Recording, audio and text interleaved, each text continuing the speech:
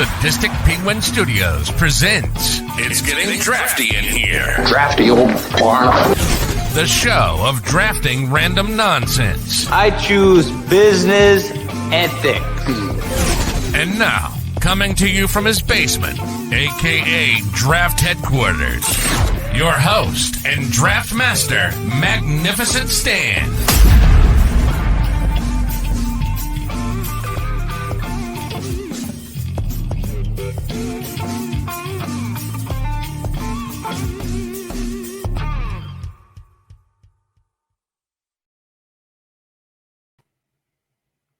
Hello, welcome to episode 12 of It's Getting Drafty in Here, brought to you by Sadistic Penguin Studios. I am your host and draft master, Magnificent Stan, otherwise known as Brian. Today is Friday, March 10th, 2023, and today's draft topic is Hall of Fame, Major League Baseball Hall of Fame snubs. So players that were eligible to be drafted, or even not even eligible to be elected into the Hall of Fame, and I'm already messing this up. Spit it out. All right, so Baseball Hall of Fame snubs. So that's what we're doing today here. My two guests. First of all, we have our buddy Aloha Mr. Hand from the Sadistic Penguin Studios. How you doing, buddy? I'm fantastic. How are you? I'm looking forward to this, and I'm really curious to hear what Nick has to say. Which brings us to Nick Murawski of Locked On Sox. How you doing, buddy? I'm doing great, Brian, Pete. Hey, you know, I've got some notes. I've got some ideas, and hopefully we're going to right some wrongs here. Right on. We'll do the right thing. Not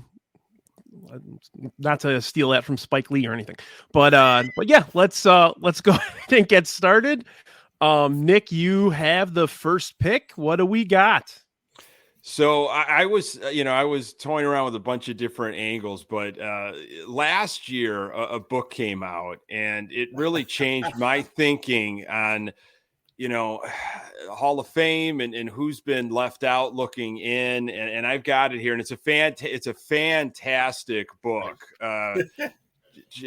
Pete might have been right there with me when he knew I was picking number one, but Chili Dog MVP, John Owens and David Fletcher. It is a fantastic book. Sox fans of all ages. I have no skin in the game on this book, but I'm telling you, it is a journey through, the 1972 White Sox team, and namely Dick Allen, who is my number one pick here as a Hall of Fame snub. Just a fantastic story, and his growing up and what he went through Philadelphia and beyond. Short time with the Chicago White Sox, but absolutely impactful. Some saying he saved the Chicago White Sox by what he did during his time. I've got some stuff here, but it really doesn't do it all the justice for Dick Allen. 292, 378, 534 slash line, 351 home runs, 1,200 RBIs, a 156 OPS plus, and a 15-year career. Won 1964 National League Rookie of the Year, won the 1972 AL MVP, of course, with the White Sox. Such a fun team that was, nipping on the heels of the Oakland Athletics, made 7 all-star teams and earned, of course, MVP votes in 6 other seasons. And this is what Phillies owner John Middleton said. If you look at all players in the Hall of Fame, Dick Allen would be around 140 out of 260, which means there's 125 players after Allen below Dick Allen's WAR. So, it's he passed away, unfortunately, early December 2020, and the Golden Days Era Committee, it had been scheduled to announce its latest vote. That got postponed. It just feels like it's been being kicked down the road. The Golden Days Era Committee will consider candidates in 2026 for the 2027 induction year. So that's my spiel on Dick Allen. He's my number one. Right on. Yeah. No, I don't think, I'm a little bit older. I do remember going to see those teams, and the impact of Dick Allen cannot be minimized because, to be quite frank, Frank Thomas by far is the best player the White Sox ever had. I think we can all agree with that. Yeah. Dick Mike, Allen, Mike Caruso, come on, buddy. Jamie Navarro, but Dick Allen may have been the most important one the White Sox ever had because he helped save the White Sox from going to. There was rumors about them going to Seattle, them going to Milwaukee. Yep. There was also that rumor about the trade with Oakland, where correct me if I'm wrong, if the White Sox left to go to Seattle or Milwaukee, Finley was going to move the Oakland A's into Comiskey Park. Yeah, absolutely. I think in 1968 or 1969, the White Sox played 10 home games in Milwaukee. They did it for a couple years. Yeah, like just to kind of test the waters, like if this can happen out there. It was scary. It really was. Again, this was well before my time. I heard about, stories about Dick Allen from my dad and other relatives. But, man, when I read this book, and, of course, I've heard, just about Dick Allen as being a lifelong White Sox fan. But this book, I can't say enough about it. I think it's a fabulous book. And they dip into other eras and what was happening politically and just historically in Chicago during that time.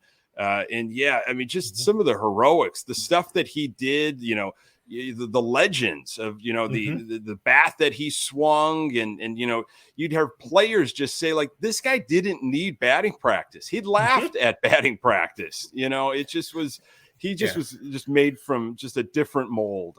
Yeah, and the thing about him too is, to your point about batting practice, remember when he got to spring training, he didn't swing a bat. Yeah, he just sat there and looked at pitches. He's like, I just want to see pitches. Juggling balls and smoking heaters. I mean, the coolest Sports Illustrated cover of all time. Yes, right absolutely. Not even close. And there's nothing will ever compare to that cover. And there's a little side story on that. So Bill Melton one day told me that was actually my cigarette that he stole from me. And he goes, and he gets on the cover with that. Yeah.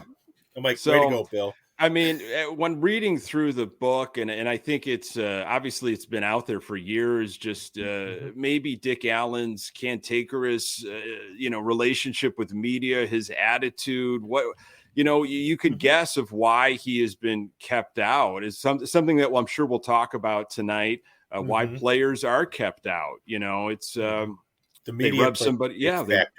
Absolutely. They rub people the wrong way. And I think also with Dick Allen, the biggest issue was the longevity because it was a shorter career. He didn't accumulate enough homers. He didn't accumulate enough hits to, in some right. And it's the writers. The writers are always going to dictate that.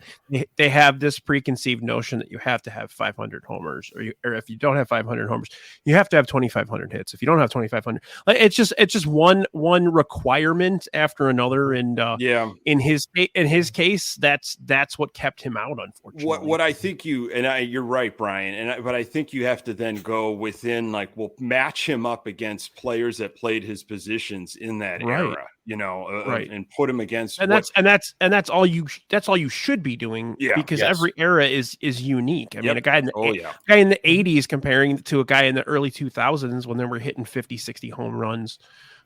Different ballparks. In the 80s, and the 80s, if you hit 35 home runs, you were close leading the league. It's a different. Era to era is just different. Really, quick, just, he spent obviously his first part of his career in Philadelphia. And when he came over to the White Sox, and he had a rough time with Philly fans. He wasn't treated very well over there. And when he came to the South Side, I mean, he was embraced. He felt like, he was at home. And I think, don't quote me, but from what I was reading and through other research, if he went into the Hall of Fame, he wanted to be wearing a White Sox hat on his plaque. I've heard that before too. That'd have been beautiful. Yeah. And the funny thing is, the reason everyone's heard the story about John Olerud and Rickey Henderson with the batting helmet. Yes. Yep. The reason Dick Allen wore a batting helmet is because of his time in Philadelphia, where they were throwing batteries, all kinds of stuff at him. Batteries. I don't know what it is about Philly and Boston. Up until like the mid '90s, there were always stories about both those cities, and well, it's not being very inviting to people. You know, I have a theory about Philly. The town smells like a giant urinal. I'm sorry, it does. That town is filled with so much history, though. I know, yes. That's what the history is. In like a 3 block radius. Exactly. All right, so let's go on to the number 2 pick. That would be me. I'll talk about history. I'm going to go with the obvious one. You read off the stats, and it's like a freaking video game. Mm. And yeah, you guys know who I'm talking about. Yes. 7 MVPs, 14 All-Stars, 762 home runs, 500 stolen bases, over 2,500 walks. The guy walked 2,500 times. 450, on base percentage, essentially. Yeah. He's the best player. Sluggers. He's the best player I've ever seen in my life. And I'm even counting before all the roid shit. That's why he belongs here. I mean, me personally, I don't care about the steroid thing, but Barry Bonds is a Hall of Famer no matter what. Yeah. And, that was my number 1. Yeah, I had him on my short list. Yeah. Yeah. Some will say, before he got his hands on the drugs, he was a 400 guy. Yeah. Oh yeah, he had 3 MVPs before. Yeah. Before he people used to drugs. say, yeah, it's ridiculous my brain's not working today. To associate what he did beforehand with anything but greatness. He was destined, like Griffey. He was destined to be better than his old man. Bottom line. Yep. Yeah. I mean, his 7 MVPs, 4 more than any other player in baseball history. I mean, it's. And goddamn it, Frank Thomas, when they ask you who you want us to sign, you say Barry fucking Bonds, not Albert Bell, please. pretty please. Could you have imagined those two together? Oh wow. Oh, Thunder and lightning. Yeah. Yes, left side, right side. Yeah. Scary. And you got Ray Durham hitting in front of him. Come on. And Barry with the glove. Yeah. Yeah, I was just going to say that. Plus, the guy had multiple gold gloves. It's 8. Not like he was a slouch out there. Yeah. Yeah. Obviously, he slowed up a little bit in the outfield as he bulked up. But, people. Well, it's not just bulking up. He got old, too. It's not like, too. his knees weren't. But you look at how little of pitches he actually saw, though, how many times he was walked or pitched around. And so he had to make those few pitches count when he actually got. I mean, the numbers are out there. He probably saw 10 good pitches in the zone a week, if that. Okay, and I think he hit 6 of them out. I just want to quote one stat in 2004: 232 base on balls. Wow. How many were intentional too? I don't. 232 base on balls, 9 hit by pitches. Doesn't say how many were intentional. Oh yeah, he had all the hardware on. Yeah. He would get walked. Like a damn robot. They'd have the bases loaded, and they would walk him anyways. They didn't care. Mm-hmm. Yep. Man, he was dangerous. Yep. All right, Pete, what do we got? To my friend Baloney, no, it's not Carlos Quentin. But I am going with the other player that factors into the equation. And this is a guy. Rafael Palmeiro?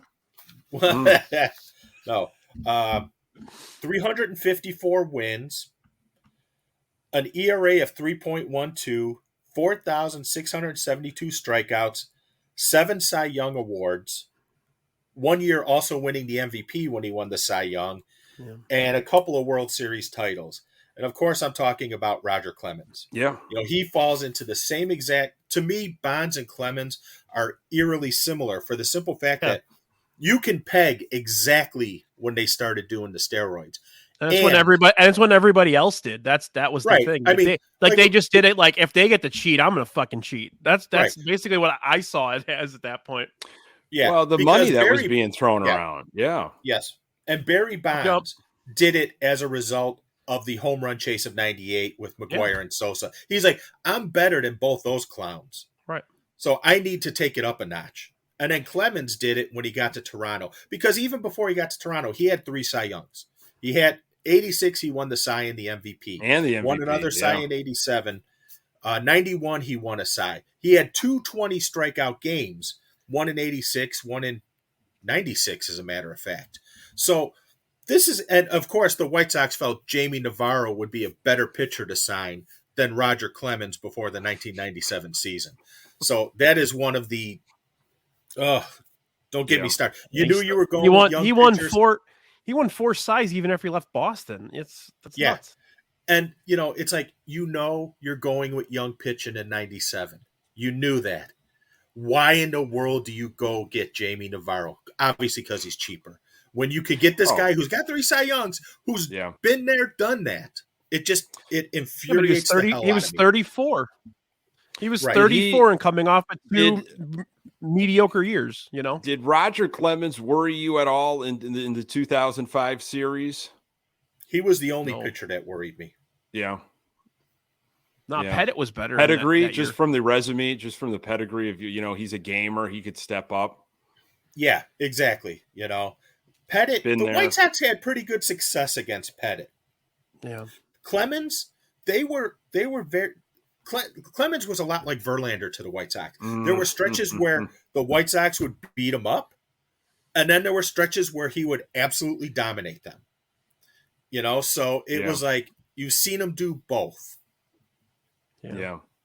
One of 10 pitchers only with a Cy Young and MVP in the same year. I mean, that's and that list of Cy Youngs. I can name a couple: Vida Blue, Bob Gibson, Denny McClain, Eckersley, Guillermo Willie Hernandez.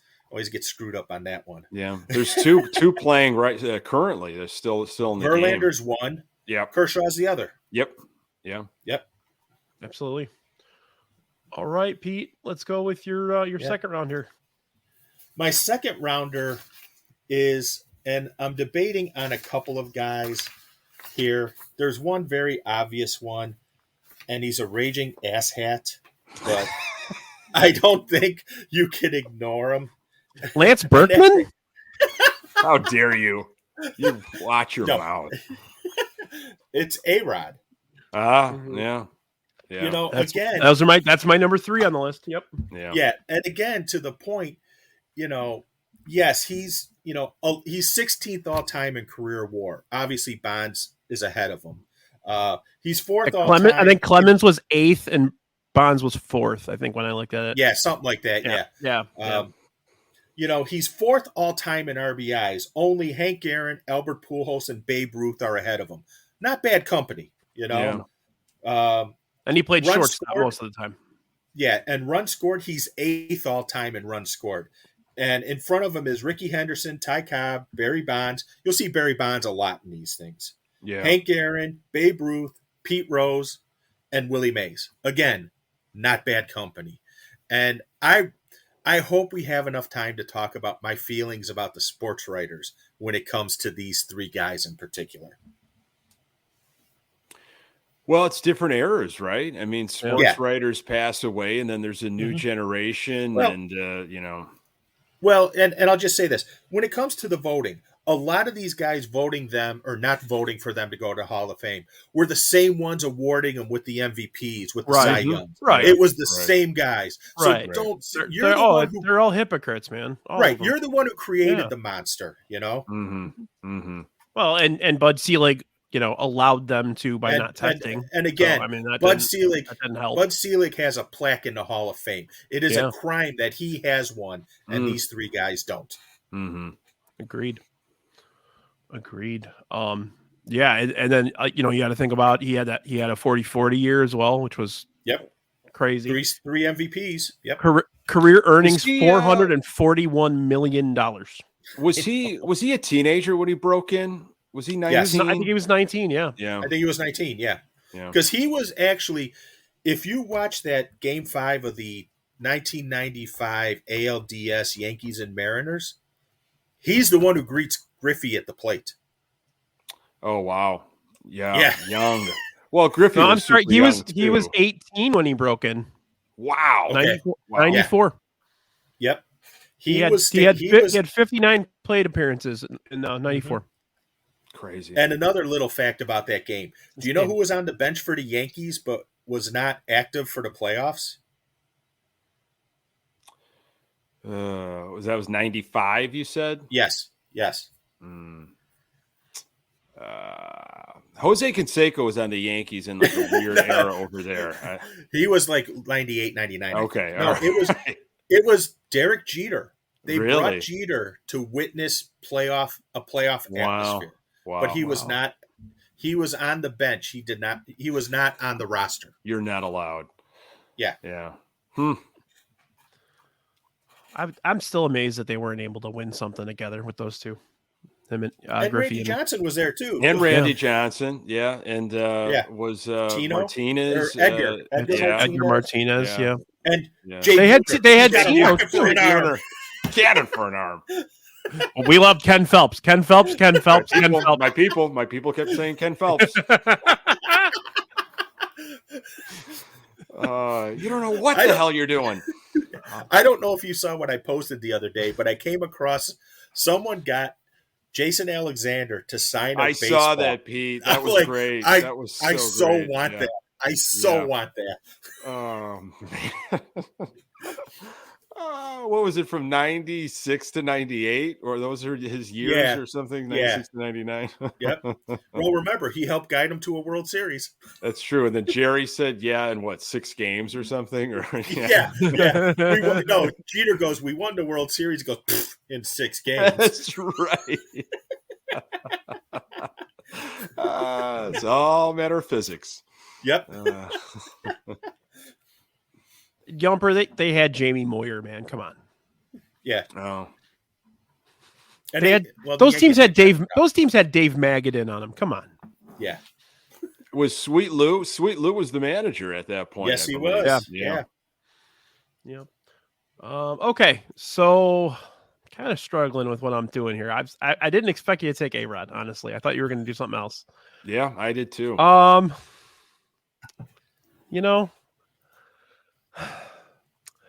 I love Field of Dreams. I love 8 Men Out. So I feel like it only makes sense to go ahead and take Shoeless Joe Jackson. There you go. All right. There you go. Off the board. If you look at the numbers, I mean, just the raw numbers comparatively to everybody else in baseball at that point, he's just killing everybody, man. When he left Cleveland, when he came here, yeah, man, he went, yeah, I really can't say too much else. I mean, the guy was one of the first 5-tool players, I think you could say, because power wasn't an option for a lot of these guys back then. So, yeah, I'm gonna go Shoeless Joe. All right. Yeah. He where's his museum at? It's not Kentucky, is it? Or South Carolina? Is it? I think it's South Carolina. It's in the Carolinas. Yeah. Yeah. Yeah, he ran a liquor store. Yes. For the last 30 years of his life or whatever it was out there. Norm Charlton. Yumper wanted to remind us that Norm Charlton, one of the bad boys. Norm Charlton had Norm had a perm too. Just saying. He was a tall drink of water. Yes, Norm he was. Him and all those guys were scary, man. Him, Dibble. And Randy Myers. When did Dibble Dibble on the 95 team after the strike? Dibble played a year or so with the White Sox when Chris Sabo was around. And John Kruk. Remember John Kruk played for the White Sox very short. Retired. Kruk was there for like a week, yeah. What did he get? His one hit, like to get 2,000. Yeah. He said, I'm done. Yeah, in game, he decided he was done. He's a silly dude. I loved him. All right, let's go, Nick. What do you got? Oh man, I was gonna avoid this guy because I just really, it's so slimy when they had all of the congressional stuff going on. And I think, Brian, you mentioned his name, but his numbers are his numbers. Rafael Palmeiro. I'm gonna go with him over 3,000 hits, 569 home runs, 1,800 RBIs. I mean, he'd be an automatic guy. Absolutely. Never finished very high on the AL MVP ballot, and probably got, Thomas was obviously a better designated hitter than Palmeiro, only on 4 all-star teams. But I mean, those numbers that he ranked up, look, I was trying to look up some steroid stuff, and I'm sure there's more details, but you look at, I think, early 90s, 1991 is when steroids were banned, and then 2003 when they started getting tested. So again, some of these guys that we're talking about, these numbers was started to accrue before the 90s. I mean, Palmeiro maybe came into the game with the Cubs in the 84. Is that early 80s? I would say like 86, I think. Okay. Yeah, maybe he was. He was on that 89 team, right? No. He was part of the Mitch Williams trade. Oh, there you go. Yeah. Yeah, he was in Texas in 89. Yeah. And Palmeiro had he always had that sweet black mustache that he was always rocking. So now we know why you took him, Nick. No. Yes, exactly. Yeah. Ulterior motives there, I see. Yeah, he would be my guy, Palmeiro.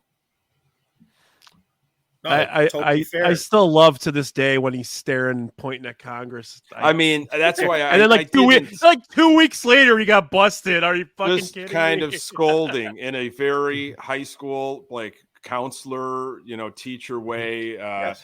Yeah, I mean, that's why I wanted to avoid stuff like that. But his numbers are there.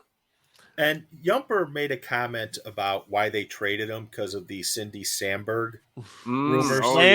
Yeah. Yes, and let me just give a quick story.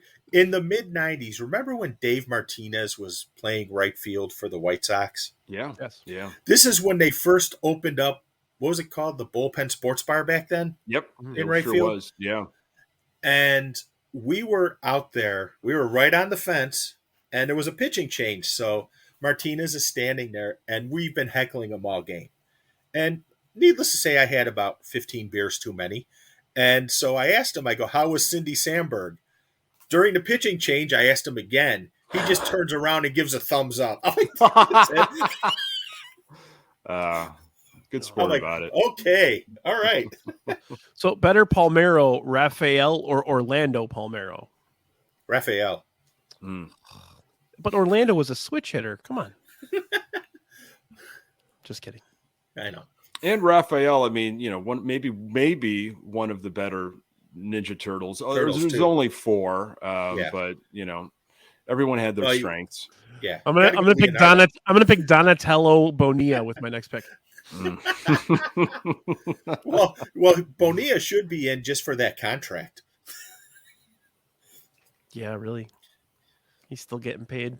Love it. 2035. I used to just because I start work later in the day, and I used to love watching MLB Network in the morning, and pretty much every morning Vasgersian would play the Palmeiro "Make Your Play, Pal, Make Your Play" clip, and I just what a crazy bastard that guy was.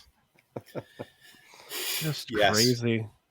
But if you just don't associate him with 569 home runs, no, especially that body build. Even when he was taking the roids, I mean, he did not look like a McGuire. No, he didn't. That at I all. think I remember them the Cubs kind of thinking that he was going to be like a Keith Hernandez type.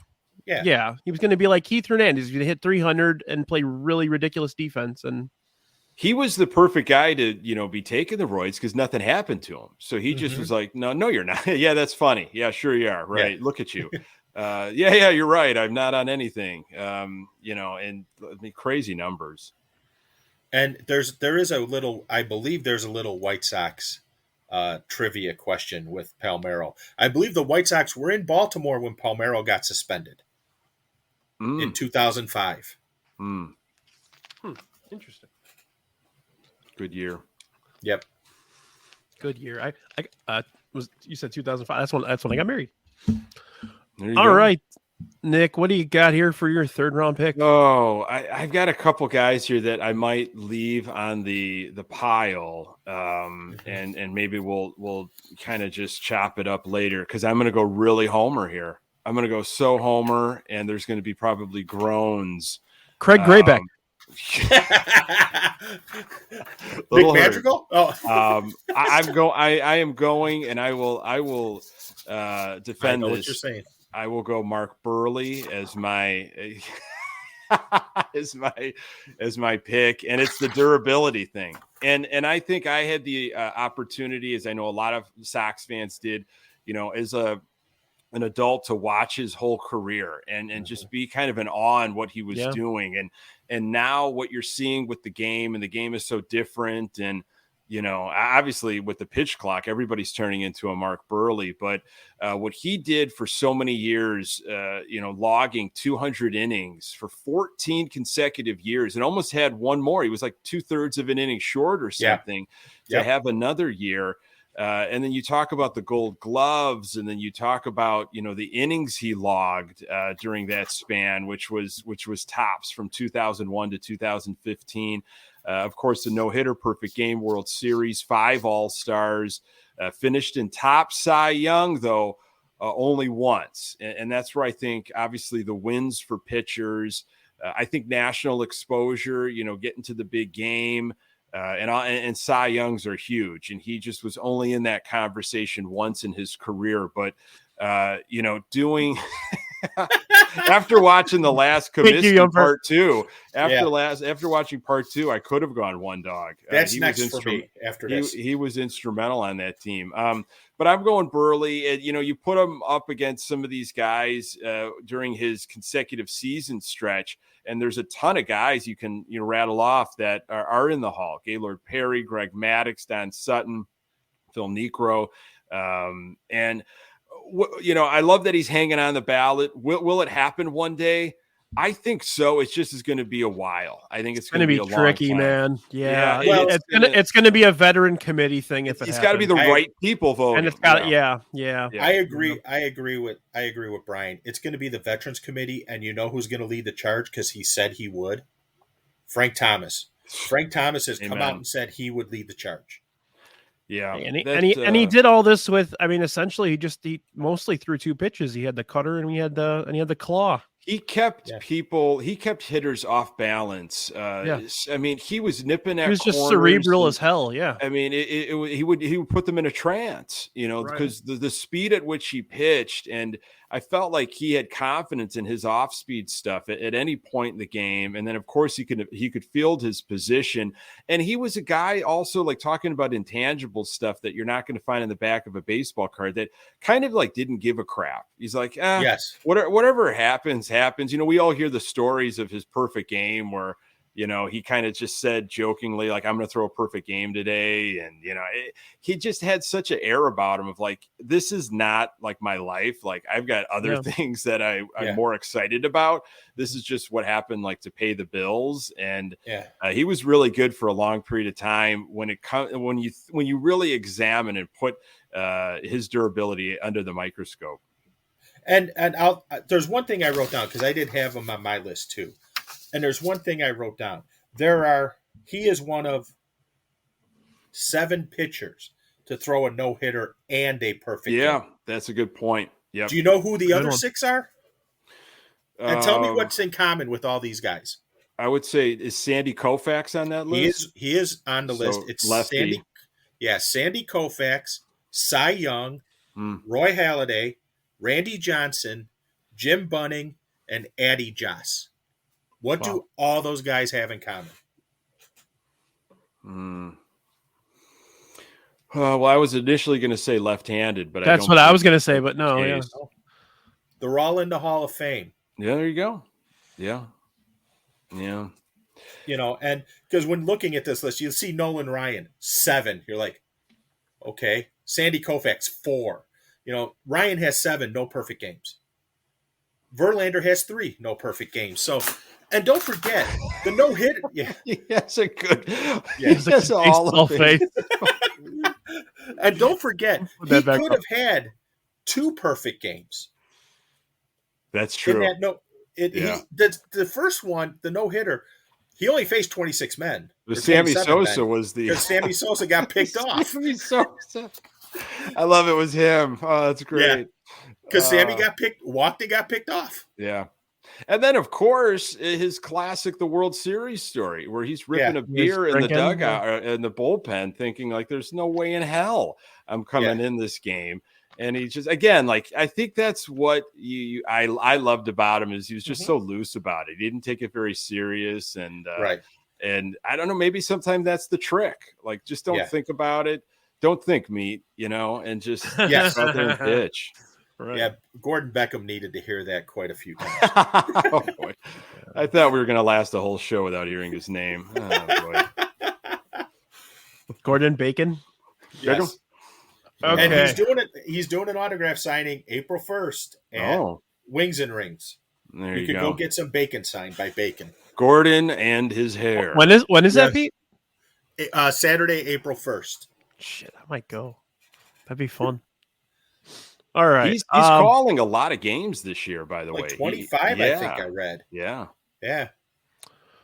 Well, I took a gambler. Well, somebody got caught up in gambling with my second round pick. I think I'm going to keep that. Yeah, I'm going to go Pete Rose. Yeah.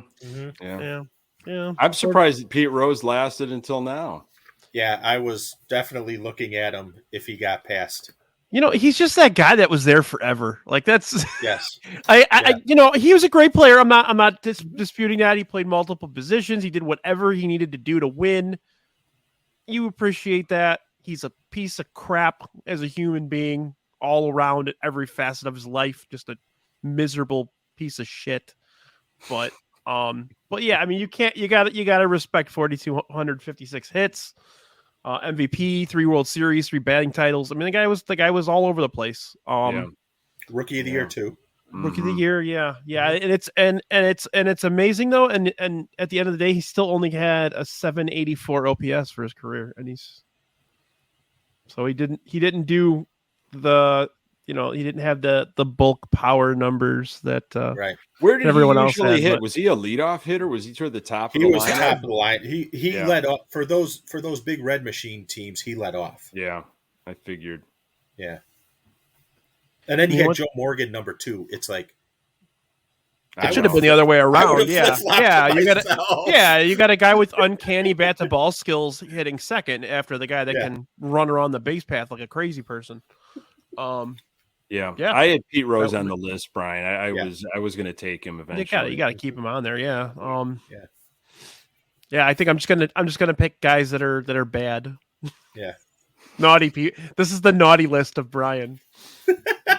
Don't worry. I think my next 2 picks will be on the naughty list too. Oh, I hope for different reasons. I hope you're taking the one guy I think you're taking. But all right, let's roll right into it, Pete. All right. So the next guy I'm taking is a former MVP, won 11 Gold Gloves, 2 Silver Sluggers, has won 2 World Series titles, and he's Keith Hernandez, damn it. I had him over here. I was thinking about him.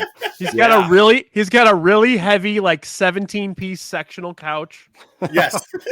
And he smokes. Thick marble. And he smokes. And he went nice out with game, pretty boy. I despise Keith Hernandez. Yes. Remember, it was Roger McDowell who was the spinner. Can we just spend the rest of the show talking about Seinfeld? We're going to have to. Now you brought him up. Absolutely. But he's a real buff. He's a Civil War buff. I'd love to be a buff. Yeah. Biff wants to be a buff. Biff wants to be a buff. This has turned into now Steinfeld, Brian, before your eyes. Yes. Yeah. But no, I mean, I'm going to choose Crazy Joe DeVola. There you go. Netta.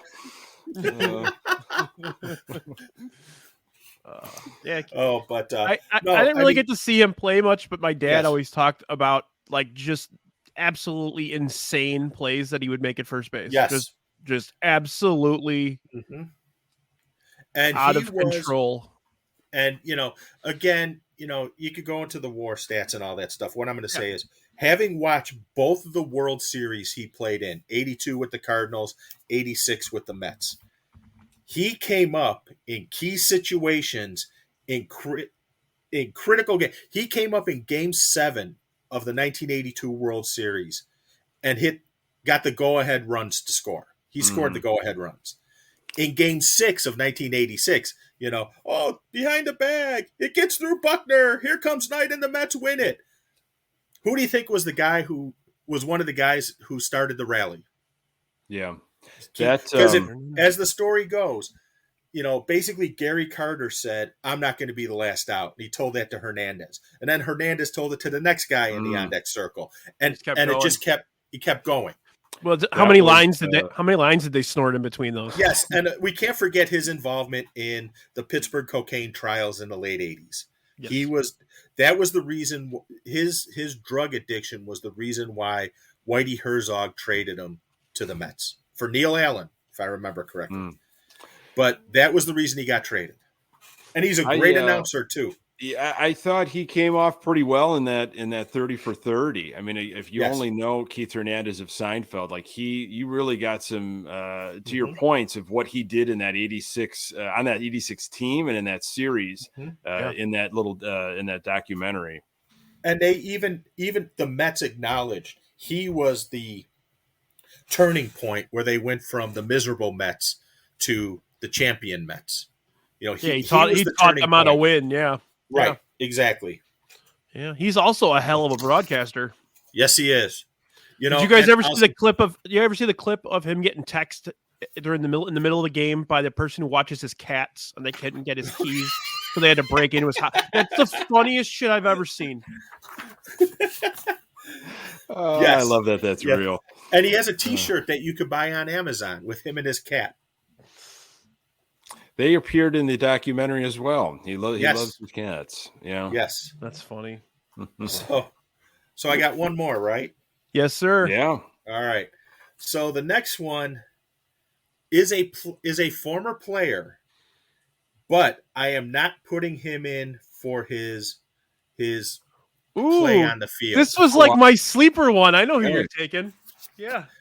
To say bad boy, this is a guy who it was described to me that he could hear you flip him off from the back of the room. That was a Moose Scouring quote to me one night in a bar when he was talking about Billy Martin. Okay. Oh, Billy Martin. I stand corrected. I thought you were going to go Dusty Baker here. No. Billy Martin has a career managerial record of 1,253 wins, 1,013 losses, for a winning percentage of .553. He won solid. Basically everywhere he went. He led Minnesota to a division title. He led Detroit to a division title. He put the Rangers back on the map. We know what he did with the Yankees. And he led the Oakland Athletics to a division title. The guy, from 7 to 10 o'clock, there was no one better in the dugout. No one. Yeah. It was the other time that was the issue because he was a lunatic. It's the very, very bad drinking problem. Yeah. Yes. Yeah. Rumor is if he did not pass away in the offseason, Steinbrenner was going to bring him back for another year, perhaps. Buck Showalter confirmed that. Wow. Buck Showalter has confirmed that because Showalter was going to be on the coaching staff. Wow. So he was the little wrestling trivia. He was the timekeeper, either a timekeeper or the guest ring announcer for WrestleMania 1. That's right. Yeah. And they did timekeeper. He was time. I don't. Was that the timekeeper? Okay. Yeah. They were doing like promo videos for WrestleMania.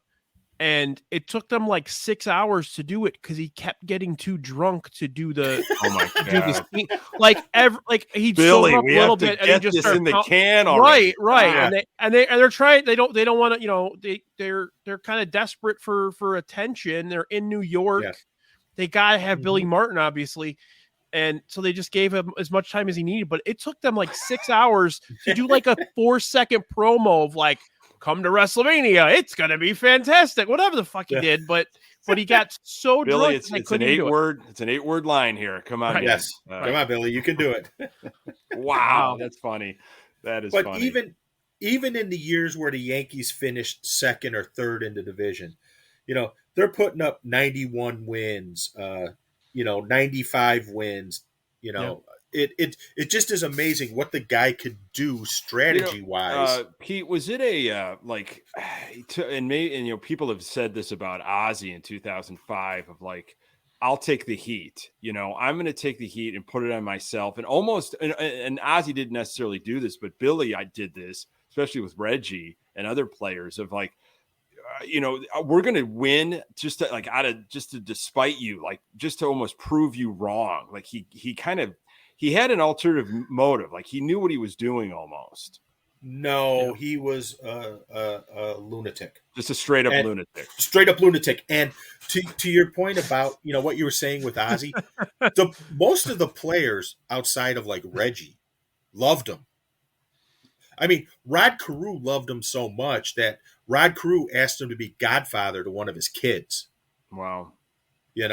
So it was a case where him and Reggie were oil and water. And to me, that's part of the legacy that he's left with is him and Reggie. Reggie didn't get along with anybody, though. I mean, I've talked to some former players, and one word is used to describe Reggie, and these are ex-teammates of his. And I'm not going to say who they are. I'll tell you in face-to-face, but asshole.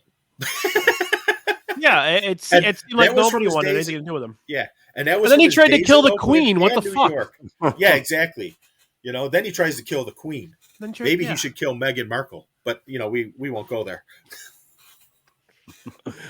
Yikes! He had a candy bar though. Reggie Jackson had a candy bar. That was a damn good candy bar. Believe it or not, it was really good. He was also the inspiration for Basketball, if you remember that movie. Yeah. Because they caught his World Series home run. They caught his last World Series home run. Yes. I want to be a big sports star. I want to open a big sports I think bar. he's also in the original RBI, Nintendo's RBI. I think he might be on the California Angels. He's still in that. I think he is. Yeah, I think you're right. Yes. Still around. Yeah. So I'm going to show you a couple things if I can find them. Sure. And you just mentioned one of the items. Because Queen? I'm working on... He's got the Queen in formaldehyde. Yeah, exactly. No. All right. But so this is one of the items I have memorabilia wise. Oh, it is his first career playoff game ticket. Wow. And I'm trying to find him at a signing to get him to sign it. Wow. And saying first career playoff, Mr. October, first career playoff game. That's pretty cool. Yeah. That's a good one. Yeah, you get that signed. That's an awesome piece, man. Yeah. And even without it signed, it's an awesome piece. Right. And I have a ticket from this is game 1 of the 1974 World Series where he hit his second career World Series home run. And I do have a ticket from game 7 of 1973 where he hit his first career World Series home run. That's a cool ass ticket too. Put that back up again real quick, Pete. Oh man, that's awesome. Ticket stubs. Bring them back. I miss ticket stubs. I do, but I like having everything on my phone too. So and here's one that's of interest. See if you guys know what that date is. Well, the logo, I can't see the date, but is that a 83, right? No. Something with Ripken. Nope. Oh, 93. Oh, it's his last game. Or the one where he broke the... Nope. It's a game against the White Sox. It's a Sunday afternoon. I don't know, man. Wilson Alvarez's no-hitter. Oh, right on. There you go. That's a good one. Yeah. All right. Well, let's go on to my next one. I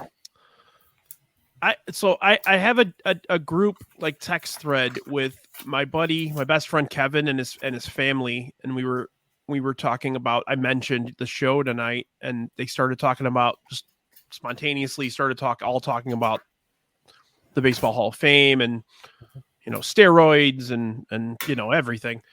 And we started talking about this guy a bit. I feel like he is in the argument for the best right-handed hitter possibly ever.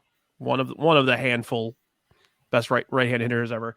He had a 6-year period from 1999 to 2004 where his OPS was over 1,000. Never won an MVP, but was an amazing hitter. White Sox legend, Manny Ramirez.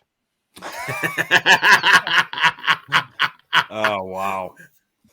Yeah. That he dude was could scary. freaking rake. He was scary when he came up to the plate. And he got even scarier when they added Big Papi to that lineup in Boston.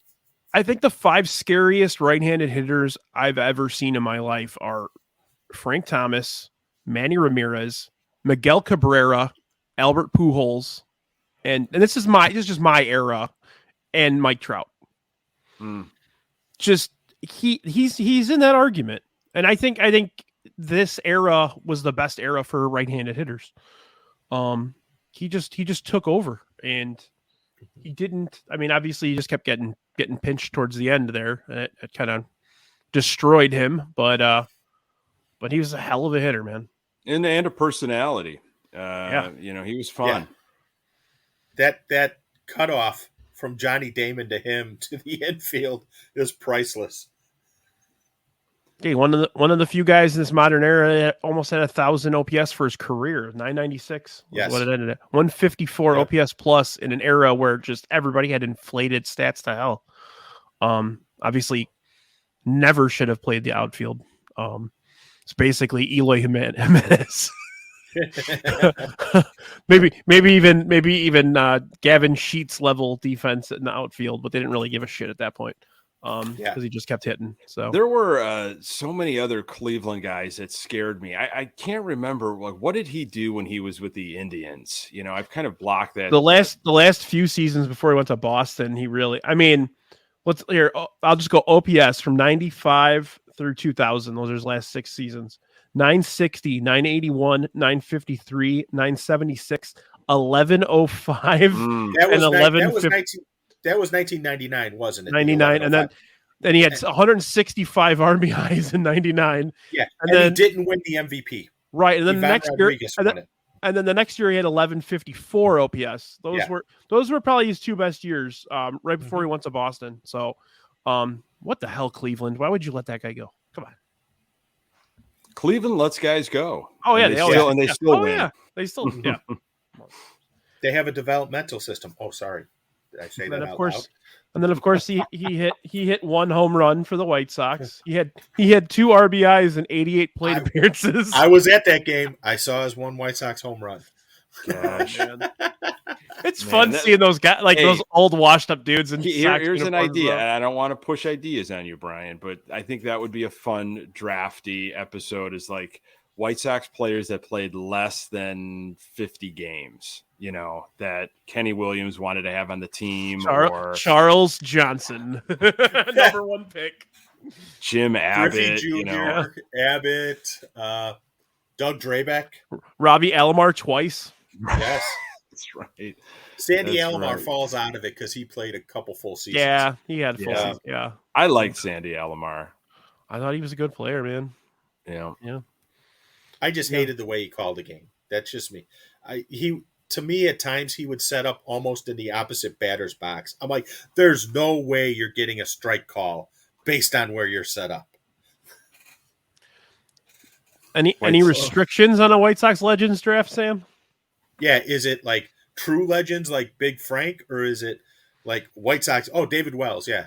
White Sox legends like David Wells. David Wells, that son of a bitch. I still hate him to this day. Man. And then he left, and he did pretty well for himself. Yes, did he left? I was a little younger then. Correct me if I'm wrong, but didn't David Wells say after that one season here that he was going to give the team a discount and come back, and the team was like, "Fuck you, leave." I don't remember that. I know he threw Frank under the bus. He had back problems all season long. then he took the culpa, he said like this was all on me. I'm coming back next year. I'm going to be healthy. I'm going to give the team a discount and come back. And then he went to New York or Toronto. No, New York. And then the White got Sox him from Toronto. And then the White Sox went and got Todd Ritchie. See you later, Kip Wells. Yeah. Kip Wells had a better career than Todd Ritchie. Gosh. That was like in the Billy Koch era too. Yes. I remember he got Billy Koch got they traded for him, they traded for him. In Oakland. Yeah. I was in line at Sox Fest when they traded for him.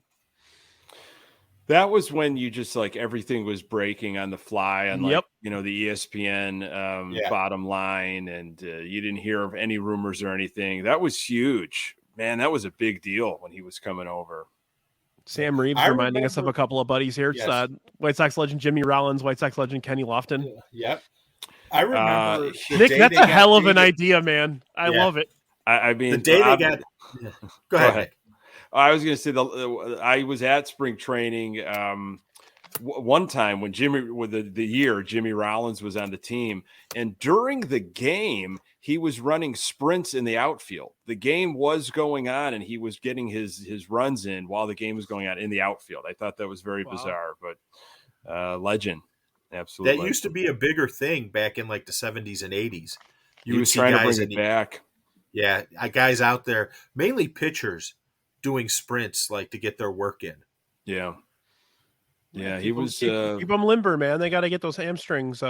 Yep, please, absolutely. No soft tissue injuries, right?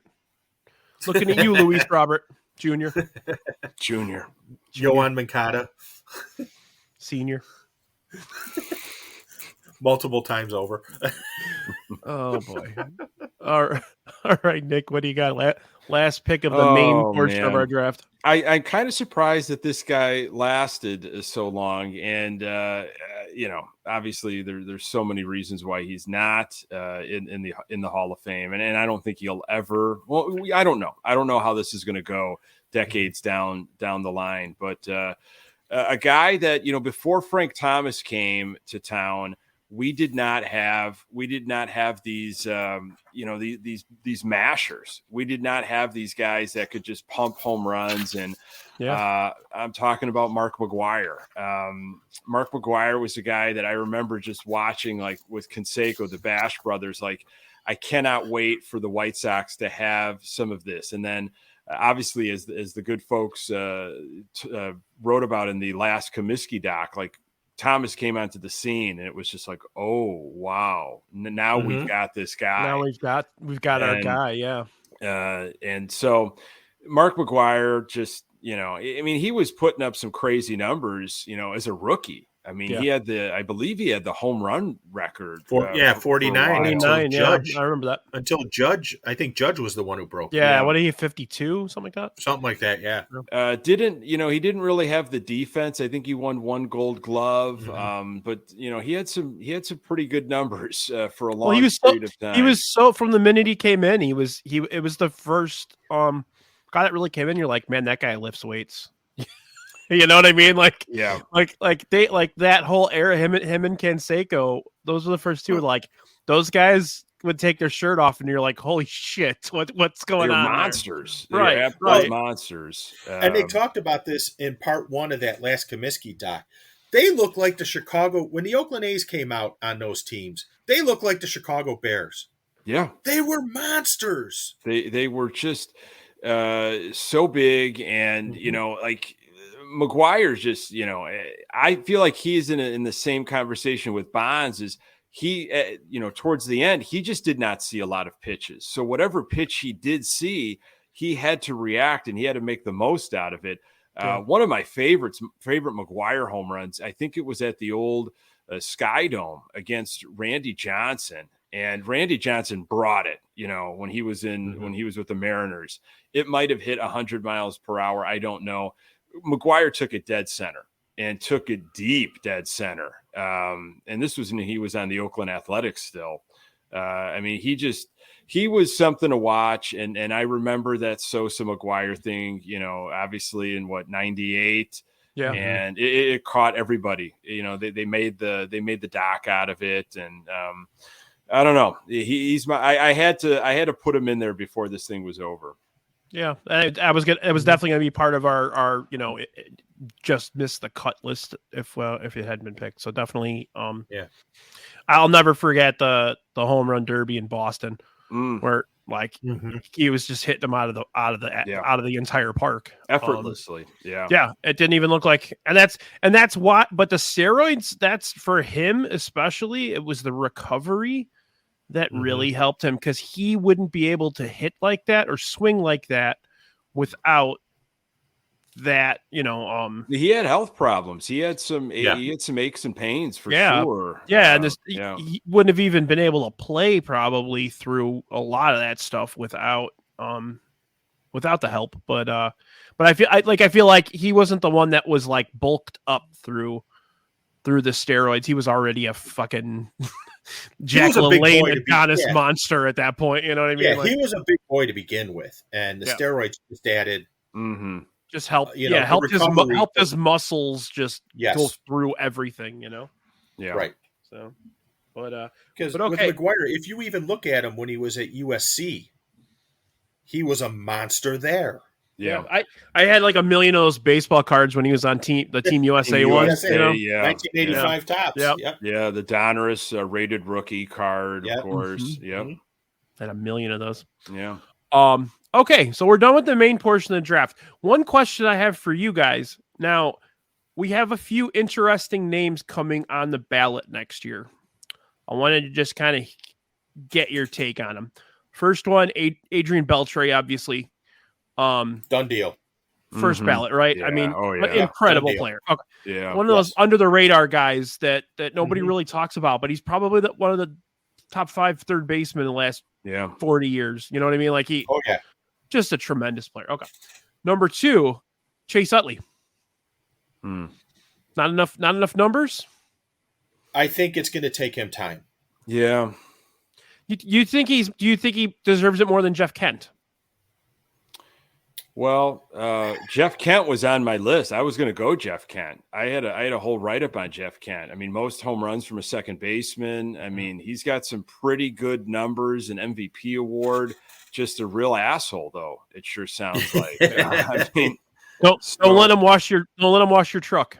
Yeah. Yes, exactly. He rubbed a lot of people the wrong way. I sometimes with this, I just go by name, and. Does when I hear their name, do I just think like, they belong? And I don't get that initially from Utley. No, I agree with Nick on that one. I mean, Hall of Very Good, absolutely. Hall of Fame, I think he's a little lacking. 64.5 career B-WAR, 6-time All-Star. And with the Hall of Fame, generally 60 is sort of the bottom rung of what they look at. That's sort of the starting point. Like generally, I mean, there's some players in the Hall of Fame, Harold Baines, that have a evidently. WAR. Yeah, evidently that is much less than that. But you'll see those guys generally get in through the Veterans Committee with peers of theirs. Okay. So that's one of the things to remember too. Okay. So let's do so the next round is going to be current MLB players that you believe are Hall of Famers or will be Hall of Famers when all is said and done. Okay. And we'll just keep going with the same order, Nick. Okay. I've got several, man. There's obvious ones too, but my pick is actually going to be someone that nobody really thinks about as much as they should. I might steal your pick then, because that's who I'm kind of going with. Someone that's probably not necessarily nationally, just because of the team he's played for, but just really great numbers. I think he's going to need a little bit of a. So should I go a slam dunk, or should I go one that I think will? I'll make it interesting. I won't go with an obvious one. Okay. Joey Votto. There you go. That's my pick. Was it really? Yep. 16 years. He's so my favorite. far. He's my favorite baseball player. Such a fun guy. I mean, gosh, the Yes. stories about Joey Votto and 2,100 hits, 340 home runs, a 297 batting average. He's got an MVP, a Gold Glove. Might also have a Rookie of the Year in that resume, but and just just the wacky stories about this guy. I mean, he makes baseball fun. Yes. Led the league in walks 5 times. Wow. Yeah. He won MVP in 2010. He had a 1024 OPS that year. It was really his like one huge year where he slugged 600. So that was his one like real big slugging year. But yeah, I mean, I love the guy. I absolutely love. And last week even like reaffirmed my love for him when he was like, I like to go home and just watch clips of Norm Macdonald on my phone. And I'm like, okay, he's like my fucking spirit animal. Like that's what I do. You know what I mean? Like I missed when I was looking up, Stefan. How old is Joey Votto? Does he still? He's 38. 36 or 38. Okay. 38. Yeah, he's been around a long time. Okay, Yes. so do you think maybe he can get to that 3,000 hit, that magic number? I don't know. No, he's not going to get to 3,000. He's I at don't think 2093 so. right now, so he's got to play like another 6 years or something. Like no way. Yeah. But what was it took them. He was 35 or 36 the first time he ever popped to first base. Yeah, it was something insane like that. Just like weird, crazy. Yeah. I feel like if guys like Bobby Abreu can get like a fair amount of votes, which he has, I think Votto's going to get in because, I think he's better than Helton. Now, do you look at that because of Coors Field? Yes. Yeah. Now Helton was on my list. I'm not saying he doesn't deserve it, but yeah, I mean his OPS at Coors was like 1,000, and his OPS on the road was like 820. So. Put Helton's numbers against Konerko's numbers. They're not terribly off. It's just the glove. It's the defense where Helton took over. Yeah. Yeah. Konerko would have had a few 50 homer years in Coors. Oh yeah. 2005, goodness. 2006. Absolutely. I mean, he hit a lot here, and that's not that hard to hit homers at the last year it was though. It was very hard for the White Sox to hit homers last just year. Just hit 300, Nick. Come on, dude. Yeah. Oh my goodness. Thank goodness he's gone. Well, damn it. You just kind of ruined me here, man. Sorry. I can't believe we were on that same did, wavelength. I was not anticipating anyone. There's some slam dunks out there though, Brian. There really God, are. yeah. Pete, you want to go? I'm gonna percolate. Sure. I mean, okay. Like you said, there's a bunch of slam dunks out there, and there's one that if you would have asked me, and I'm not going to use any. I think the guy's a slam dunk now, but I'm going to explain my rationale for picking him. If you would have asked me about this guy 10 years ago, now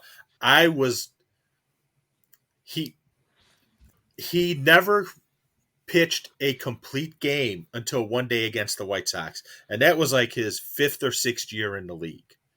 And it drove me insane because this is a guy who only pitched like 5-6 innings. And then he's throwing up complete games against the White Sox. Go figure, Yeah.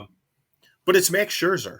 Mm-hmm. Yeah, if you would have looked at Max Scherzer in the beginning when the Tigers first got him from Arizona, no way in the world would I have predicted he would become what he has. Yeah, he's turned it on. Yeah. Yeah. He's a beast. And, I mean, there's so many other obvious ones. One of his teammates in Detroit who, 3 no-hitters, MVP. Well, there's a lot of, there's a lot of obvious pitchers. Yeah. Yeah. I mean, you got Kershaw, you got, definitely. I think Greinke will probably get in. I think so. It might take a little while, but I think he'll get in. The Verlander. Verlander, obviously.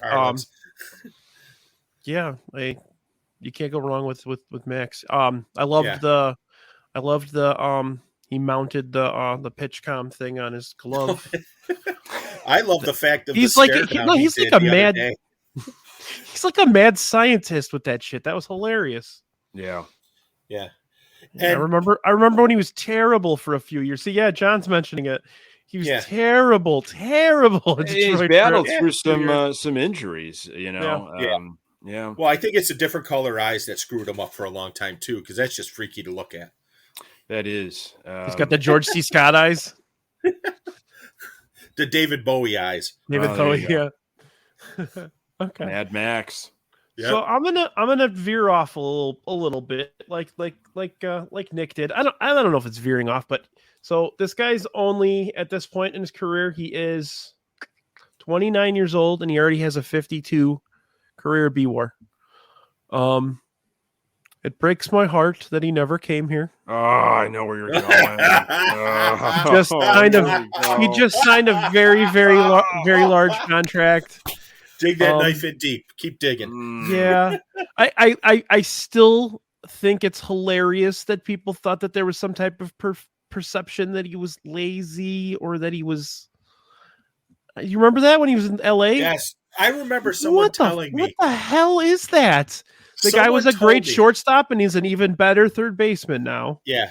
Someone You know. told me that, the Dodgers aren't going to re-sign him because he's lazy. I'm like, no, the Dodgers aren't going to re-sign him because they have Corey Seager coming back from injury. Right. Wow. Yeah, so I'm gonna go Manny Machado. I think he'll get in the Hall of Fame. He's got another I think another he's 10 well on years his of way. hitting. He's probably gonna move over to first base at some point. Yeah. He can And he hit. should, Yep. he's probably going to play third base for another 5 years, and then they'll move him Yeah. over. But he'll Yep. continue to hit. I know He hits in that he- park. It's amazing he hits in that park too, because that's a big ass park. But Yeah. he's a hell of a player, man. Yeah. And to Sam's point, yeah, Lurie Garcia by far is the biggest slam dunk Hall of Famer of them all, without question. He Absolutely. can play multiple positions. That's right. He's not just a utility guy. He's a jack of all trades. Don't ever say that. Never call him just a utility guy. The players respect him. Yes. That was those are Longest my tenured favorites. White Sox. Traded for what? Who? Alex Rios? Yes, he was in the Alex Rios Was he in trade. the Alex Rios? Jesus. Yeah, Yes. legend. Yep. He's gonna make the another team, White isn't he? Sox legend. Another great Kenny Williams. Another example of the front office misreading the market. So I haven't paid attention to the team this spring as much as you guys have. Is he hitting at all? No. No. Okay. And he's not. And it's not feel like if you watch any of the Cubs game today, boy, he Yeah. looked lost out there at second base. I mean, if it wasn't for the money, he'd have an extremely difficult chance making this team. I think there are other players, guys like Hanser Alberto, that can do just as much as he does. And Pedro Grifol likes Hanser Alberto. Has some that's experience obvious. with. I mean, there's nothing but Hanser Alberto stuff from the Royals days. I'm not impressed. I'm really not impressed with Romy Gonzalez either. He was the guy that was supposed to be coming out trying to win the job. All the hype videos that Romy Sosa's been Gonzalez. bad too, right? Sosa hasn't been good either. Yeah. Eric Yeah. Gonzalez has looked better than Romy Gonzalez. You're right. Defensively. Yeah. Yeah. And probably with the bat. Last I checked, Romy Gonzalez was using a razor sharp .057 in Cactus League play. So there you go. And yes, Yumper, Yonder gives the intro speech. I wish With Alonso would Jay go holding over the yonder. And tells him what hat to wear. He gives his best. But okay, so the next round, the final round here, we're going to go with players that are either rookies right now or players that were rookie last year, that we think have the capabilities of becoming a Hall of Famer. Mm-hmm. Let's go with you, Pete. All right. I'm glad you went with me first because I feel really strongly about this one. I'm going with Adley Rushman of Baltimore. Oh, I had him on my list. That was my pick too. Thanks, Yep. Pete.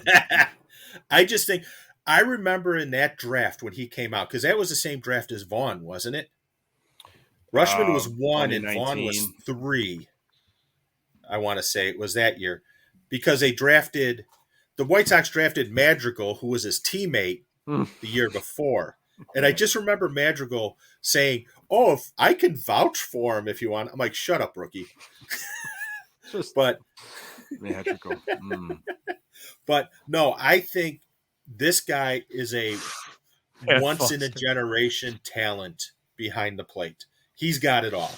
Yeah. And I will use I asked someone, and I'm going to name drop on this one. I asked someone who knows a little bit about catching what he thought. Johnny And he Bench. said, Johnny Bench. "Yeah, that's who I asked." And he said, "The kid's got the goods." Wow. Does he And does he have the big hands though? I haven't seen it up close, but Johnny Bench's hands are. I know. Are Johnny Bench enormous. could put 15 hot dogs in his hand, you know. But that's who I picked. Kick King And Nam's I will ass say- in a hot dogging contest. Yeah, no kidding. But I will say this too: if you watched on MLB Network when they did the top 10 for catchers, Yeah. they had Bench on, and he said the only reason Rushman was number 2 and Realmuto was number 1 is because Rushman came up later in the year. Wow. The only reason. Yeah. I saw a couple Sox games when the Orioles were in town, and he did damage to the Sox. Yes. He absolutely did. Yeah. Yeah, there was a game where he smoked a double right in front of us in 108. Yeah. Yep. I remember that one. And Okay, I'm going to go with the obvious one. Yeah. Oh, I'm sorry. What? No, go ahead. You good?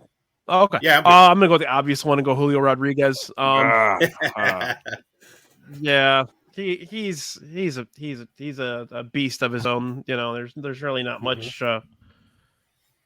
you could say. I mean, he's as 5-tool as you're going to get. So as long as he stays healthy, that's what you got to worry about with a guy with that. He's got a bigger body for his skill set, and as long as he takes care of it, Seattle's always been pretty good at taking care of everybody's bodies.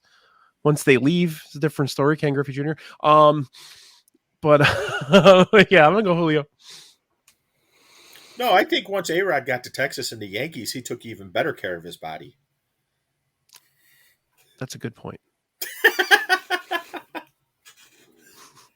It's all about flexibility. Yes. So if you can incorporate yoga somehow, you're going to be just fine. Do the White Sox do yoga? No. There's a yoga day this season. Yes, I saw that. Yoga I Park, saw that. June 4th, I believe. It's a day game. Get out there, do some yoga. Mm-hmm. Should be great. Roxy, you never vote for me, damn it. I'm hurt, Roxy. Well, I had the benefit. I drew first. I mean, it's just how it works. It's just how. No, it's because you took 2 White Sox. That's why she's saying that. That's why. I took 2 White Sox as well. So, Manny Ramirez. Yeah. Good Legend. I took players and one should have. Yeah, I took one. One should have been White Sox and Manny Machado. He had the glove. And there was a story that Steinbrenner and Bill Veeck worked out a trade of Bob Lemon for Billy Martin as managers back in 1978, and that was what led to Billy Martin getting drunk at O'Hare and doing the famous one's a liar and one's a crook comment that got him fired from the Yankees in 1978. That's what the legend is. Wow. That's funny. Wow. Man. Him and Veeck would have been a nightmare. Holy Christmas, man. No, Billy Martin would have been in his glory because he probably would have been running across the street to McCuddy's every freaking day. Yeah, he would have got away with murder. Yeah. All right, Nick. How generous are we with years in the league with this? I'm not going to restrict you. Yeah. Because you guys took both of mine, and you guys took Rushman and you took Rodriguez, and I had another one, but I have one that's been in the league for a couple of years now, but I really think that he's got obviously the pedigree. Michael Kopech doesn't count. Michael Kopech still figuring out what you wait, got. wait. Is this going to be Nick's Zach Collins pick? New jersey, new attitude. New attitude. I think this guy can really pull it together. I was looking at Cameo this morning, just like, hey, I'll get a White Sox player to do a cameo for me for the 108. I saw Zach Collins on there for $30. I was like, oh. Wow. Man. See, if you were going against Josh, that would be the perfect one to do just for Josh. No, I would do Craig Kimbrell if I was going up against Josh. That Zach Collins went sideways quick. I'm going with Vlad Guerrero. I know he hasn't been in the league terribly long, but still kind of young. And I just the pedigree and everything. He has turned into a scary baseball player fast. I mean, that whole Toronto team last year scared me when the White Sox played them. But Vlad Guerrero can hit, and if he can hang around, if his knees hold up and everything, I think he's got it.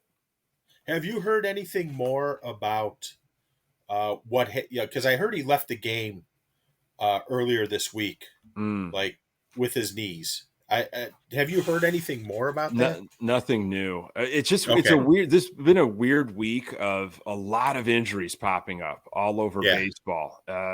Mostly pitching injuries, but there have been some other players that, Elvis Andrus called this week the dog days of spring training. And we're starting to see it now with just some of these injuries popping up. Did you guys see the Gavin Lux one? That was nasty. Oh, poor guy. Yeah, that's Vlad Guerrero. He came in so he had so much baby fat. He was such a pudgy dude when he came in, and worked on his body so fast that you just got to give it up to him. How difficult is that when your father is a Hall of Fame baseball player, and you've got all this, and there's probably a whole list of these players that we can rattle off that just never lived up to the hype of a parent in the league. And, again, it's a small sample size right now, but he's impressed. He really has. Just by showing a little bit of selective hitting with pitches, he's already ahead of his dad with that. But his dad was so fun. Oh my God, hitting. His dad was. And I'm going to actually disagree with Yumper on that. That jury's still out on that, and I think you're forgetting. I think you're forgetting how good Vladimir Guerrero was too. He was fun. He had a rocket for an arm. He did have a rocket for an arm. You throw something at his shoes, he was hitting it. He was hitting it at the wall. I mean, from his nose to his toes, wasn't there a pitch that bounced and he hit it in the outfield? Yeah, and I don't think he wore batting gloves. No batting gloves for Vlad, if I remember correctly. I think you're right. Yeah. Did he do what Moises Alou did for his calluses? That I'm not sure. Yeah, that was the Dusty Baker comment of we started to just give fist bumps to Moises Alou after that.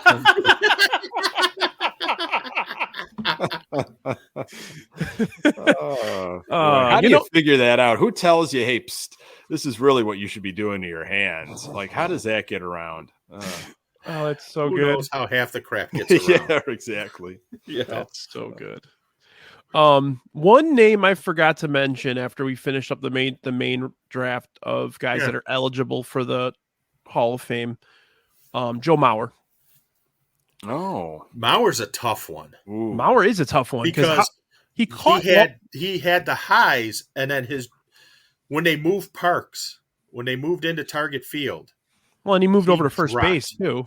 Yeah, but his numbers dropped when they went to Target Field. Yeah, it's like they said, we have two left-handed guys, Mauer and Morneau, so let's build a park that doesn't take advantage of them. Yeah, he. If you want to build a Hall of Fame of, who were Hall of Famers against the White Sox, I mean, he would be a first. Yeah. ballot. Oh yeah. Yeah, but he goes in with guys like Jason Kubel, Mike Sweeney. I haven't heard that name in a while. Mike Moustakas, the guy could be batting 160, and he goes 3 for 4 in every game of a series against the Sox. Yeah. Doug Mankiewicz was like that as well. Yeah. Well, and it was just the Coco. Remember, for years, Coco Crisp used to just annihilate the White Sox. Coco Crisp was a good player, though, man. Yeah. Coco didn't get he wasn't flat. He had a flashy name, wasn't a flashy player. He just went out, switch hitter, went out and did his shit. Nick Punto. Yeah, Nick Punto was one. Oh man. Well, there was a team, the Twins built a team that knew how to play in that Metrodome. Yes, that 2008 year when they were nipping and obviously caught us for a moment there until 163, but they had some guys that could hit those high choppers in the infield and they knew what to do on the base paths. Oh man, were they instigators. And the funny thing about those teams when Gardenhire was when Gardenhire was the manager, Ozzie would frustrate the hell out of me because he'd basically be blowing Ron Gardenhire. I'm like, why don't you just go work for him at this point? Gardeny, yeah. Brandon Hinge, another one. Yep. Brandon Hinge, yeah. I don't know if people remember Mickey Tettleton. He was absolutely. Well, he was a guy you'd imitate his batting stance. Yeah. Yep. He had the bat out like that, right? Wasn't he? Yep. I remember that one. Oh man. Okay. How come the White Sox always seem to try and get Royals guys who beat the crap out of them, but never beat the crap out of anyone else? Mark Teahan, prime example right there. Mark Teahan. Oh, my that one hurt, goodness. Man. I was waiting for them to get Alex Gordon at one point, but they never did. Yeah. Well, they made sense, right? Well, they did offer him a contract, but I think it was less than what the freaking Royals offered.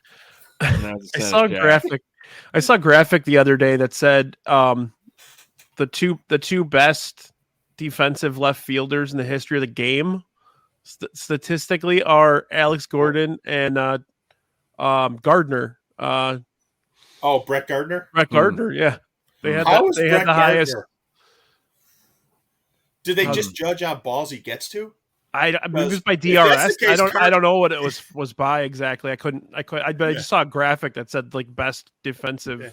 Because if that's the case, Carlos Lee should be in the Hall of Fame with a 1,000 fielding percentage. Because if it was in that square circle, if it was in that square of dead grass around him, he'd catch it. Outside of that, it'd bounce and he'd go pick it up. He was he was a favorite. I remember that offseason when Mags left and Lee got traded, and we were like, what in the hell is going on right now? And it all came together. Yeah, but the funny thing is, I will defend the White Sox for letting Maglio go. Because of the knee Boris and him handled the knee thing. Because the White Sox asked him could we see what the knee looks like? Right. No. That's right. They wouldn't give him the information. Yeah. Yep. So I will not fault him on that one because I would have done the exact same thing. Yeah. But just to think back to lose him in right field with his offensive production and then Lee, the power numbers and how they pieced it together with Sednick in left field now, which is a complete opposite of what you would get from Lee. And then Jermaine Dye, I thought still could have been playing the game long after, he left, but he had a horrible slump and he just walked away. Like that's pretty much what was not. I think he walked away because no one gave him a contract. Yeah. Well, yeah. He don't want to sing for his dinner. Yeah. Yeah. And Pasednik, you basically got a little better defense, not much. A little better. Yeah, at least you could get to more balls. It was just a style of game. It was was how the lineup was going to be fixated. Right. Yeah. Okay. So let's do our dump list. Do you guys have anybody that you wanted to talk about that we I have a pick? few. Yeah, I got a few. Yeah. Okay. Why don't you start with Pete? What do you got? All right. I got Dave Parker, Dale Murphy, Mattingly. Yep, Murphy's on mine. I forgot about Mattingly. Yeah, Mattingly had an incredible peak and not that long of a 9 Gold Gloves for Mattingly. Yeah, that's the thing people forget. He was an incredible defensive first baseman. Mm-hmm. He was also like a field general. Like he really was made him a good manager too. Yes, and he wound up playing second base in the resumption of the Pine Tar game, if I remember correctly. Is that right? Wow. Yeah, because if I remember correctly, Willie Randolph was a second baseman, but he got injured after the Pine Tar game, but before the resumption of it. So they put Mattingly at second, which is a little awkward because the glove is on the right, not the left. Yeah. That is bizarre. Yeah, he was a guy that, growing up, like, following baseball, collecting baseball cards, trading. It was just, I was like, this guy's definitely going to be in the Hall of Fame. I mean, all-star game after all-star game. And, it's just. And then they made him shave his sideburns, and it all went to shit. Yeah. Mr. Burns was more evil than George Steinbrenner. And I have one more name, and I just said it, George Steinbrenner. Steinbrenner will never get in the Hall of Fame. Oh, no. But he really should, because when he took over the Yankees in the 70s, they sucked. They were bad. And that's when baseball was losing popularity with people. Yeah. One of the things about baseball is you need the Yankees to be good. You need that villain. And he gave the Yankees back that aura. And I think that's what the Mets are trying to do now. Yes. I would love to see George Steinbrenner versus Steve Cohen. I think that would be priceless. Yeah, that's a good point, Pete. Yeah.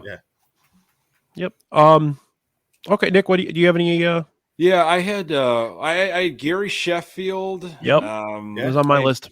Kurt Schilling. Yep. Carlos Beltran, Andrew Jones. Yep, Andrew Jones. Beltran and Jones were on mine as well. Yep. Sammy Sosa, of course, just with numbers and everything. And one more, so I don't steal them all. Billy Wagner. Yep. Best lefty reliever ever, man. Yeah. That guy was unbelievable. I think eventually for Billy Wagner, I do. I think so. Yeah. I want to load why Gary Sheffield didn't get into the Hall of Fame. It was because in 1996, freaking Ken Caminiti was the MVP instead of Gary Sheffield. And Caminiti was coked out of his gills in 96. Yeah. Zoom in a little. Yeah, there you go. Yeah. Can you guys see that? Yeah. So Sheffield led the league in on base, 624 slugging. I mean, there's a couple other guys in there, obviously, but I think he probably should have been the MVP that year. Wow. Ellis Burks finished third that year. Well, look at the RBIs. Look at the Ellis Burks had 142 runs. Like, are we ever going to see anything like that again? So that was a year where everybody was hitting, but if Gary Sheffield had won MVP that year, I think nobody would be arguing. I think whether or not he deserves. He's guilty because he worked out with Barry Bonds. Guilty by association. Yes. There's a few of those out there. Yeah. Yep. Because I think honestly, that's what hurts Andy Pettitte because of his working out with Roger Clemens. And some say Jeff Kent as well. Jeff Kent being around the people that he was around. Yeah. What about we talked about Sam? We talked about AJ Pierzynski in the pre-show. We talked about AJ Pierzynski. That's funny. Everybody's talking about him. Everybody's saying. Yep. Okay. Let me think. Let me see what else I had here. Bobby Abreu. We already kind of talked about him a little bit. Yeah, Jamie Moore's not getting in. And then Todd Helton we talked about. Louis Tiant. Louis Tiant had a great start to his career, then it slowed down, and then it got great again. If he had a little more consistency, he definitely would have gotten in. Dwight Evans. Good call on Dwight Evans. Yeah, Dwight Evans had a 67.2 career B-WAR, 2,400 hits, 370 on base, 8 Gold Gloves, 3 All-Stars. Just never won that MVP, Yeah. And then the three of us talked about Lou Whitaker for a second beforehand. Yeah. Lou Whitaker's a good one. He has a very high WAR, but his numbers are not that impressive. He just played a very long time. Yeah. He's an accumulator. That's right. Never led the league in a single thing his entire career. And I think that's what hurts Mark Burley in his too. Absolutely. You really, and as much as he annoys the hell out of me, Chris Mad Dog Russo said it well. You don't see any black bold print by their names.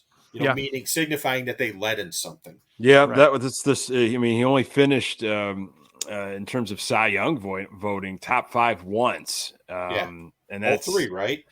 He didn't get enough. He didn't win enough games. That was the problem. Mm-hmm. Yeah, and he had a long career too. So to only have one of those types of finishes is difficult. Yeah. Right. And I have 2 more names. Dusty Baker. Dusty Baker has now he's got a title. He's got over 2,000 wins as a manager. He got to the World Series 3 times. He's also a 2-time All-Star and a Gold Glover. So he was a damn good player too. Look, he'll get in. He'll get in now that he won. Now that he won the World Series. Oh, without question, he'll be like the Joe Torre path. He'll get in as a manager. Yeah. And then my last one. Dusty Baker. Here's a little known fact for you. In the on deck circle when Hank Aaron hit 715. Isn't he credited for starting the high five too, or inventing the high five? Yes, I believe that was his days in LA. Yeah. Yeah. And also the wristbands and the toothpick. Yeah. Yeah. The black surgical gloves now. He's like Dick Allen. He made baseball cool, you know? Yep. And my final one, and I just want to talk about him for a minute. I've watched Ken Burns baseball like 350,000 times in my life. I want to mention Curt Flood. Oh, sure. I don't know if he would have ever gotten in, even if he hadn't been blacklisted. Because he really didn't have those bulk numbers, but he was a great center fielder. He was hitting very well when he retired, or when he was thrown away. And for those of you that are listening and watching that don't know much about Curt Flood, he stepped away from the game because he didn't like the reserve clause, which kept players basically tethered to their teams. Indentured servitude. That's what it was. They, I'm sending you. They wanted to trade him to a city that he didn't want to go to, and he didn't feel like that was fair. Right. And he wanted to become a free agent. It was very like he opened that door for a lot of people. And the only person that really stood up for him that entire thing, because everybody was so scared of the owners, was Jackie Robinson. Jackie had already stepped out of the game at that point. He was the only one that stood up against, because I think it went all the way to Congress, didn't it? It went to the Supreme Court. Yeah. And so yeah, I just want to shout out to Curt Flood. He's obviously no longer with us, but he had to retire at I think 32. Right. And he had 1,800 hits, 7-time Gold Glove, 3-time All-Star. Yes, part of those great Cardinals teams in the 60s. Yeah, with Bob Gibson and all that. Yeah. Yeah. And, a couple of other things about that. One, towards the end of his life, the MLB, was it the MLB Players Union or the alumni? One of them voted to give him full benefits, insurance, everything, because of the contributions he made for them. And then also HBO, I think it was HBO, did a documentary. I believe it was called The U.S. versus Curt Flood. I think I've seen it. I watched some documentary about it too, outside of Ken Burns basically spends almost an entire inning of the documentary with it. Yeah. But the documentary is fantastic, and they go into greater detail about what you were talking about with Jackie Robinson showing up during his hearing in the Supreme Court. It was a big thing because he was kind of a recluse. He didn't want to go out. He didn't want to, and he was very sick. He had diabetes, and he didn't live too much longer. Too. Yeah, and he wasn't healthy, and he didn't want to go out. He didn't want people to see him looking 20 years older than he was. Right. So for him to go out and do that was, just a wonderful thing for him to go out and try to stick up for a guy that he feels was slighted. Right. And basically, on a smaller degree, fighting the man the same way he had to, you know what I mean? Yeah. So, call. that was the last part of my list. I wanted to talk to both of you real quick about, you guys have both been to spring training this summer. Seems like when Aloha Mr. Hand went, they were kind of a shit show and getting, all the errors, all the nonsense. So then when Nick went, they were a little more organized. So Yes, Anything- I was at the second game, which was on Sunday against the Angels, when you had the big conversion. Oh You know. my goodness! Which one? Which one? Because it The happened second 2 days in a row. Oh, The second one. Because Yes. the first one, it looked like it was the pitcher's fault, and the second time, it was like, "What the hell are you doing, Burger?" You know. Right, exactly. I was at that game, and I'm sitting there with a couple people, and we're all like, and there were a lot of White Sox fans there, and all you hear is a collective, "Oh, Here we go. Here we go again." Yep. Oh yeah. That got cleaned up for the most part. I haven't seen that again. Yep.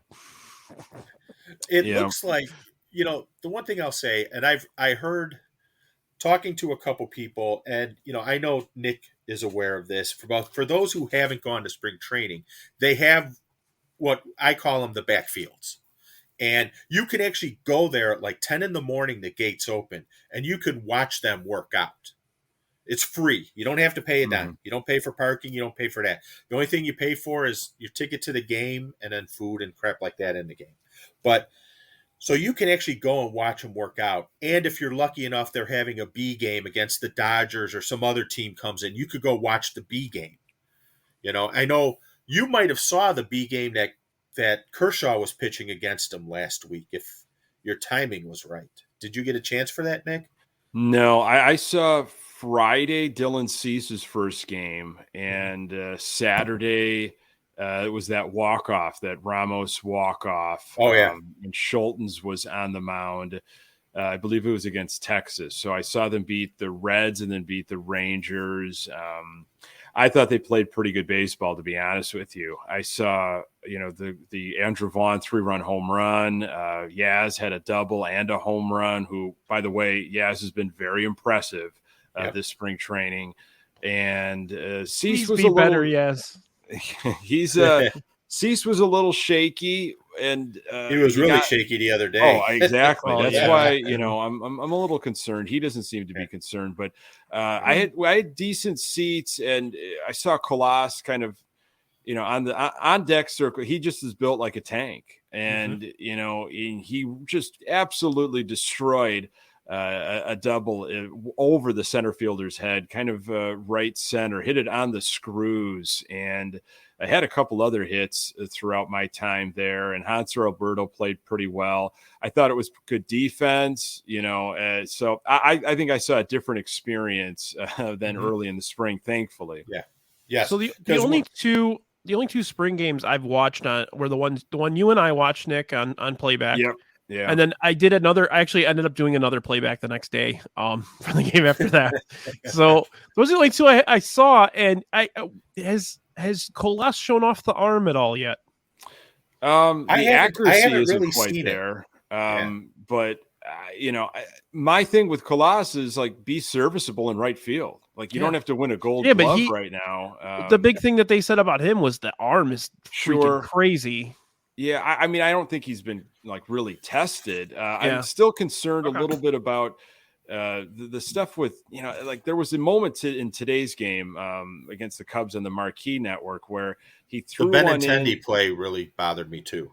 Oh, the stall at second base coming around. Yes.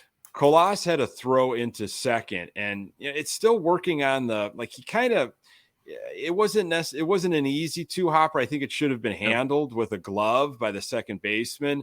But stuff like that needs to be cleaned up. That's nitpicky, but that was the big problem last year. It's just the easy stuff, hitting cutoff men, backing up bases, not letting the ball trickle, off a player's knee or glove where a base runner can advance to another base. It's just cleaning up those kinds of things. They had 3 errors today against the Cubs. It was pretty sloppy, but when I was there, it was more about the offense. Elvis Andrus had a home run, which he has been a breath of fresh air for Sox fans, re-signing. So I liked what I saw. Okay. How did the Ramos homer look today? Did anybody see that? I didn't see it. I couldn't. I just looked at the box score. I was like, Ramos hit a homer. Yeah. He's a guy, though, that will he ever wear a White Sox jersey at 35th and Shields? I've talked to a lot of folks where I don't know. He could be a guy that they need a DH. I mean, yeah, but look at scary at third. I just, but how many other guys do we have like that? That can also hit. I look at guys like Sosa, Ramos, Popeye Rodriguez. There might be a few others that what's their path? And the Tim Anderson situation is going to have to sort itself out eventually. And Colson Montgomery could he play second base? Andres is just a 1-year deal right now, but there's some guys that I don't know if they're going to necessarily wear a White Sox jersey. And if the Sox are in it and they're really, nipping at the AL Central by the trade deadline, do you package some guys up? Do you trust this front office to actually be able to do that? I don't know. I think that's the $1 million question. What you just said to me is the $1 million question. Do you trust the front office? Because I don't think they know how, I've had my issues with them for years. I don't think they know how to evaluate talent. I don't think they know how to develop talent. And those, I think it's a little better than it used to be. No. Really, you don't think Getz has cleaned it up a little bit? No. Okay. I'll use one sentence to describe it all. Continual pipeline of talent. It still doesn't exist. This team, if you get the varsity out there for 130 games or something, they will do fine. I think everyone can agree with that. But do you trust to have the full varsity out there for 120, 130 games? I don't. Sure. Yeah, well, we just don't have the sample size on guys. Right? We just exactly. It's all about potential, and a lot of teams are like that. A lot of teams are like, well, we had injuries too. We're banking on health. We're banking on our guys being healthy, and guys that maybe lagged a little bit last year, they're going to live up to their potential, and we're really banking on that. Like we need 6 or 7 guys. Not only position players but pitchers to hit. Right, and that's just it. It's not a sample size of 1 or 2 guys you're counting on. You're counting on at least, you figure there were points last year where you had Grandal, Anderson, Jimenez, Moncada, and Robert all out of the lineup. That's 5 of your 8 everyday starters. And then you also had Robert in the lineup when he shouldn't have been in the lineup for and Grandal at points in the season. lineup when he should not have been in the lineup. You had Vaughn and Sheets playing out of position, being absolutely set up to fail. And this is to the point you made earlier, Nick, about not hitting the cutoff man and letting the ball trickle and things like that. I saw some of that when I was there, where they would throw it in and, Anderson or Andres, whoever was playing, whoever was the cutoff man, drop the ball. You can't do that. The Sox are a team that can't get away with that kind of stuff. Right. I mean, other teams can. I don't believe the White Sox are. They have to be so clean on those little things. And, and I think they've been working. It seems like they've been working on that. It sure sounds like it. I mean, I like everything that I hear. I mean, the more and more I read about what Grifol is doing and how players are responding and his ability to tap into their wants and desires. What do you want out of camp? What was missing last year? And he has become this is player directed, manager facilitated, and I've got the coaching staff around me that I trust and believe in. That's a winning combination. Now, will the players buy into it and can they stay healthy? Those what we're going to be waiting for. And that the health factor is the overriding concern I have, because I'm going to use a gambling term. The trend is your friend. In this case, we know the trend is that Jimenez, Anderson, Robert, Moncada, all at least spend one stint on the IL every season, at least one. Yeah. So, and this is not like just last year. It's happened multiple years. So that's what concerns me, is because if you have a roster that's constructed like that, again, the trend is your friend. You need to have reinforcements, and I don't think they have the reinforcements. They never have. Yeah, they never have. That's always been the problem. I'm excited, and there's a lot to be excited for if it goes the right way. It's just we're all kind of holding our breath right now, right? I think Cease had a great point after his meltdown against the Royals, he essentially was like, "Hey, I left the game healthy." and, that's what I think a lot of players' mentality is right now, especially in a White Sox uniform. Hey, you could never, you're healthy. And you could never take those instances in camp where they look horrible, like Cease did. Well, Arizona is a tough place to throw breaking balls in general, and yeah. Well, and there who knows what he's working on that day? You know, he might have been working on a new grip. He doesn't seem very concerned at all. No. And again, if he likes his, they wouldn't have brought him back out either after that first. They wouldn't have brought him back out a second time. I just thought it was funny. If they were worried about something with his health or anything like that. But if you listen, I watched it through the MLB, subscription app thing, and they had Ned Yost in the booth. It was the Royals broadcasters, and Ned Yost is going into the Royals Hall of Fame, which I think is a cool thing. I wish the White Sox had their own Hall of Fame. Anyway, they asked Ned Yost about Pedro, and Ned Yost, I mean, he had nothing but great things to say about Pedro. Of course, he's not going to throw him under the bus, but when you kind of like read in between the lines, like Ned Yost is like, they've got the right guy in Chicago. Yeah, and from everything I heard, they would have loved to have brought Grifol in Kansas City, but they completely cleaned house, and that's what kind of put the kibosh on any promotion or anything like that. Yeah. So. Well, all right. That's we're wrapping it up here. Anything to plug, Nick? You wanna talk about Lockdown Sox? I love talking about Lockdown Sox. And we love hearing about it. I appreciate it. Yeah, I mean, we're back, full week of episodes Monday through Friday. So subscribe. We're all in, man. Got the YouTube channel, subscribe to that, appreciate it, and obviously find the audio, the podcast absolutely every there. And then my weekly podcast with my dear good friend, diehard Sox fan Pat Hester is the Good Guys Talk Back, and we're still doing that once a week. Cool. Awesome. Well, thanks again, Nick, for being on here. I'm gonna actually move you out because I'm going to talk about something real quick, not related to the show. But again, I appreciate you being on, and we'll do this again. Maybe I'll get you on for a Seinfeld episode. I would absolutely love that. I've been wanting for years to do just like a Seinfeld bar trivia, and I haven't been able to do that yet. So the Seinfeld would be great. I'm in. Awesome. If you do Seinfeld, I'm in. Yeah. We did a Seinfeld, or we did a Sopranos one a couple months ago, and it was the funnest night that I've had doing this show. So. Yeah, I'm all in. Brian, can't thank you enough. And Pete, so great to talk with you, buddy. Yeah, great to talk to you as well, man. Awesome. And make sure you listen to his podcast. It's awesome. Oh, I appreciate that. Always, thank you. All right, Nick. Thank you so much. Yeah, you got Thank it. you. Okay, I wanted to mention just real quick before we sign off. Sunday we are doing the Oscars. Those of us at the Sadistic Penguin Studios are going to be hooking up to do the Oscars. We're gonna do the whole night. I'm going to be dressed up. I don't know about Svo and Yumper and yourself, but I may be dressed out. That's perfect. So I want to do that. I also wanted to give a congratulations to two of our members, Yumper and Svo. They were part of the 108 weight loss challenge. What they did was absolutely remarkable. They lost well over 100 pounds. Svo by himself, well over 100 pounds.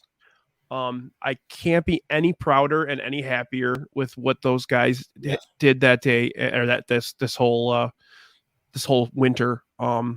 Speaking as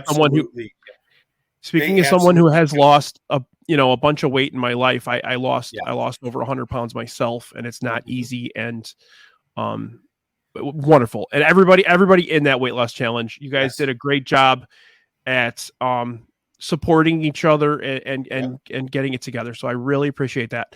I also wanted to remind everybody to join the Sadistic Penguin Studios. Subscribe to our YouTube channel, please. We're just getting it off its feet. We're going to be adding so much more content. I'm going to probably do a couple of ridiculous things next week. More on that as I decide whether or not my diabetic body can handle a couple of these things. So there's that. I also wanted to thank MSS and Beef and Chirizi and Luke for including Pete, myself, and Svo in the 108 tournament. We're going to have a great time. So I wanted to mention that as well. Again, please make sure to like this YouTube channel, subscribe to us. This will be on Apple Pods as well as Spotify within the next day or two. So I'm going to keep going. We're going to keep hitting it hard, and you ain't seen nothing yet. So I wanted to go ahead, Pete. No, I was going to say, and incredibly well said. I will be doing the Collector's Corner will be making its way over. Yes. So be on the lookout for that. You saw, if you watched this, you probably saw a couple of the things that I have recently acquired. I will just say I have acquired some other things. I know Brian and the rest of the guys, Fo and Yumper, know a couple of the items that I acquired because they were fascinated and amazed by it. one item in particular, but that's coming over, and there will be the occasional as our friend MSS likes to call it, the occasional 3-minute handy where I just go off on a tangent. Generally it's about the White Sox. I got a lot of problems with you people. It's a combination of I got a lot of problems with you people, and this is what grinds my gears. This is Pete's daily Festivus atonement. So, yes, exactly. Definitely been a look at that. I'm also going to be bringing around pop-up socks a little more. I know I did one episode so far of it. I'm going to be doing more frequently as well throughout the summer around the games. I'm going to be taking some weird, funny pictures and stuff at the games that I'm going to be putting on as part of that as well. So, I'm screwed. What'd you do? Oh shit, I'm screwed if you're doing that. We're all screwed, Pete. That's true. But all right, guys. Again, this is Brian with It's Getting Drafty in here. I'm going to go ahead and sign off again. Pete, thank you again for being on. Thank you for everything you've done for me since I've started doing this show, and I really do appreciate everything that you and Yumper and Svo have done for me personally. You as we're doing this. You did all the work. You're the one killing it. Awesome. I appreciate that, buddy. All right, we're going to sign off. Have a good one, guys. Have a good night. Thanks, everyone. And World Baseball Classic starting in like 2 minutes. Ooh, I'm turning it on. All right. Bye. Bye.